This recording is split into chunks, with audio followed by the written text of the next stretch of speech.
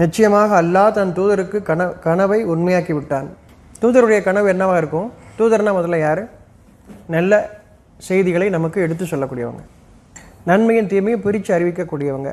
நீங்கள் பிரித்து அறிந்து அவர் சொன்னக்கூடிய செய்தியை நீங்கள் உள்வாங்கி அது நல்லது தான் நம்ம ஏற்றுக்கணும், இது கெட்டது விளக்கணும் அப்படின்னு நீங்கள் அறியும் போது தான் அந்த செய்தியை கொண்டு தான் அவங்கள அறிகிறீங்க. தூதர்னு சொல்லக்கூடியவங்க அவங்க சொல்லக்கூடிய செய்தியை நீங்கள் உள்வாங்கி அதில் நன்மையை தீமையை நீங்கள் பிரித்து பார்த்து அவங்க சொன்னது சரிதான்னு சொல்லும்போது இப்போ தான் நீங்கள் அறிகிறீங்க.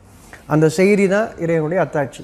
அந்த செய்தி உங்களுக்குள்ளே உங்களுக்கு வழிகாட்டுது. வெறும் நல்லது கெட்டது மட்டும் இல்லை, அது உங்களுக்கு வழிகாட்டவும் செய்யுது, உங்கள் வாழ்க்கைக்கான வழிகாட்டவும் செய்யுது. நீங்கள் ஒரு பள்ளத்தில் போனதுக்கப்புறம் தான் மேடேறணும்னு நினைக்கிறீங்க. அப்போ அந்த பள்ளத்தில் நீங்கள் இருக்கும்போது உங்களுக்கு ஒரு செய்தி வருது. அந்த செய்தி உங்களுக்கு நீங்கள் மேடேறுவதற்கான வழியை காட்டுது. இப்போ தான் அறியறீங்க, அந்த செய்தியை கொண்டு அறியறீங்க. கனவை உண்மையாக்கி விட்டான். என்ன கனவு காண்பார் நினைக்கிறீங்க? அப்படி இறை செய்தி அறிவிக்கக்கூடியவங்க விளங்கி கொண்ட அந்த செய்தி நல்லபடியாக வழிகாட்டக்கூடியதாக, கெட்டதை நீக்கக்கூடியதாக. உண்மை வரும்போது உருவங்கள் எல்லாம் உடையும். நம்ம எதெல்லாம் வகுத்து வச்சிருக்கிறோமோ அதெல்லாம் உடையும். அதாவது நீங்கள் என்ன எண்ணத்தோடு இருக்கீங்களோ எதுக்காக அது சொல்லப்படுது, அதன் காரணமாக உங்களுக்கு ஒரு கஷ்டம் வருது. அந்த கஷ்டம் ஏன் வந்துச்சுன்னு உங்களுக்கு புரியும், உங்களுக்கு சத்தியம் வரும்போது. அப்போ அவங்க என்ன கனவு கொண்டு வாங்க?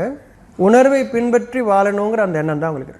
இது வரைக்கும் என் பெற்றோர் சொல்லிக் கொடுத்தது, நண்பர்கள் என் உறவுகள் சொல்லிக் கொடுத்தது, சமுதாயம் சொல்லிக் கொடுத்தது, அதன்படி வாழ்ந்துட்டு இருக்கேன். என் உணர்வை பின்பற்றி நான் வாழ வேண்டும், நான் இறைவனை வழிபடுகிறேன் அர்த்தம். அப்போ அவளுடைய கனவு என் பெற்றோர்கள், என் உறவுகள், என் சமுதாயம் எனக்கு சொல்லிக் கொடுத்ததெல்லாம் என்னோட மூளையில் பதிஞ்சுதான் இருக்குது. கடைபிடிச்சிட்டு சின்ன வயசுலேருந்து தொட்டில் பழக்கம் சுடுகாடு வரைக்கும் நம்ம சொல்லிக் கொடுத்துருக்கோம் இல்லையா? சின்ன வயசுலேயே சொல்லிக் கொடுத்துட்டோன்னா மாறவே மாட்டான்.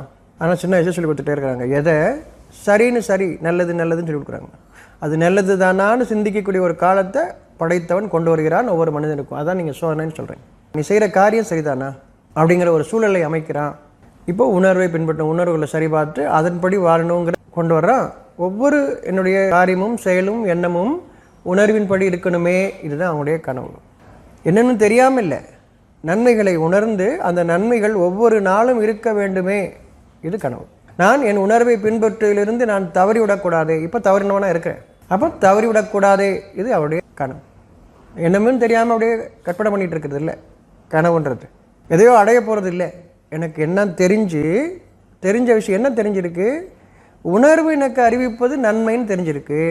பல நேரங்களில் நான் தவறிடுறேன், உணர்ச்சியில் ஆயிடுறேன். என் உறவுகள், என் சமுதாயம் ஏற்படுத்தும் நிர்பந்தத்தை நான் கடைபிடிக்கிறவனாக மாறிடுறேன். ஆனால் நான் உறுதியாக என்னுடைய உணர்வில் நான் வாழ வேண்டுமே.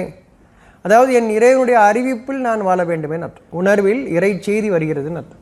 நமக்கு உணர்வாக அறிவிக்கப்படுவது இறை செய்தி, வழிகாட்டக்கூடிய செய்தி. அதில் நான் என்றென்றும் வாழ வேண்டும்.